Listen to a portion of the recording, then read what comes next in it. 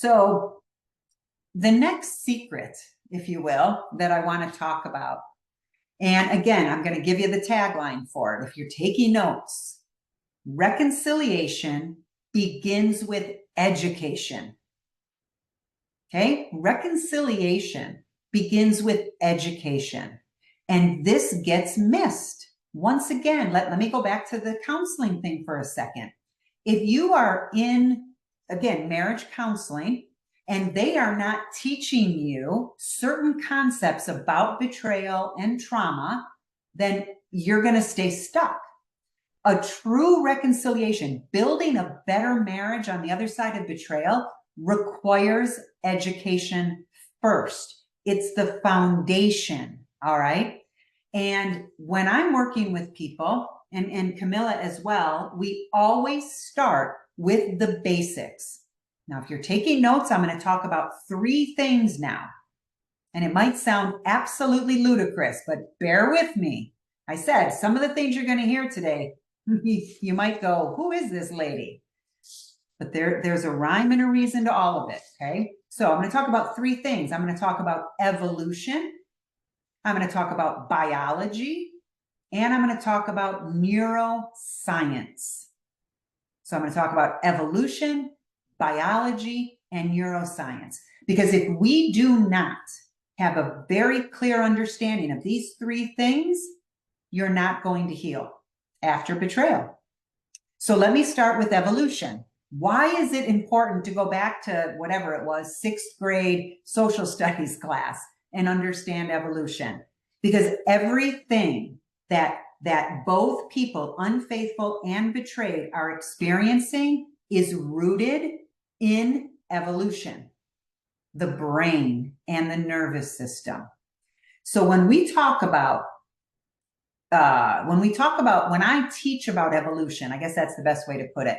What I want to tell people is that when we are in any sort of a dangerous situation, doesn't matter if it's real or not, and I'll talk about that in a second, doesn't matter if it's a real threat or a perceived threat. Our body, our brain basically puts us into what we call survival mode.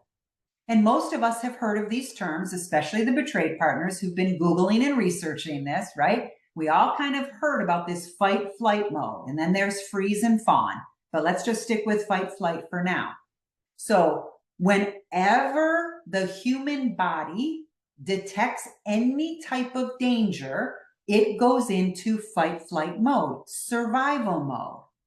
The only way that it comes out of survival mode is when the threat is gone. That's it. That's evolution. That's how we're designed. Nobody is changing that in the next, I don't know, million years. Maybe we'll evolve down the road, but for our lifetime and our kids' and grandkids' lifetimes, this is what we've got. So the brain has one job, and that job is to scan our environment for danger in order to keep us alive. That's it. That's the brain's job. Look around. If there's anything dangerous, send a message, keep me alive. It's primal. It's evolution. This is where it gets interesting. The brain evolved with this beautiful design of being able to perceive danger, to predict danger. And it happened on purpose, because if the brain didn't evolve this way, we would not have survived. Now, bear with me. Again, if you're kind of sitting here going, what the heck is she talking about? What I'm doing is explaining triggers to both the betrayed and the unfaithful partners, okay? But let's go back to evolution. Let's go back to the Neanderthal days, right? When humans started living in groups and hunting for food, things like that. So I'm just going to use caveman. I hope that doesn't offend anybody. So let's say there's a caveman and he's out there and he's hunting for food, and all of a sudden there's a woolly mammoth and the guy dies. Boom, dead. Woolly mammoth kills him. We wouldn't have survived much longer, right? If that happened to every caveman who went out hunting. eventually the human species would have died because they all would have gotten killed by the woolly mammoth. So the brain evolved with this brilliant way of detecting danger. So this is what happened to the caveman. The first time the caveman went out, he heard something in the rustling of the trees, maybe some pounding on the ground. It's the woolly mammoth coming, right? Coming toward him. The brain evolved and memorized those things. The brain memorized that noise, that rustling of the leaves, and it memorized that pounding on the ground and stored it in the nervous system. It memorized it and stored it so that the next time the caveman went out, when he heard rustling in the leaves, he ran. He didn't wait for the woolly mammoth to come up on him, kill him, and then he would die. When he heard pounding, right, he would run because he knew that could potentially be the woolly mammoth and I need to get out of here now. So the brain did this wonderful thing, and it gave us the ability to predict potential threats. And without this, we would not be here.